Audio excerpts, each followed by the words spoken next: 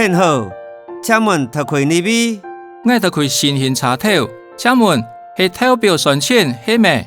到新型茶头是200克，和投标差不多价数。好，发现现在新型茶头，这个茶头的历史超过100年，融合欧式和日本式的结构建筑，嘛适合我们台湾纵贯铁路跳过的素材。哇，我开始期待啊！秋坤是唔是就是个牛天团口咧？是啊，牛天团口嘛有100年的历史，建立2摆台湾总埔台铁桶留落来的团口有历史分野。我听出爱开。家里也有台湾第一座的铁基路出行茶，欢迎现开体验。听说真好爽。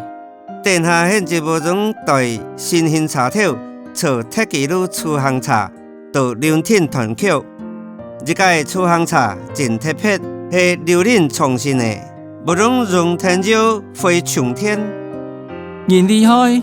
硬体面上的安全设计嘛做到真好，有 GPS 天味和触通二任导览，到 Q 3线铁基路。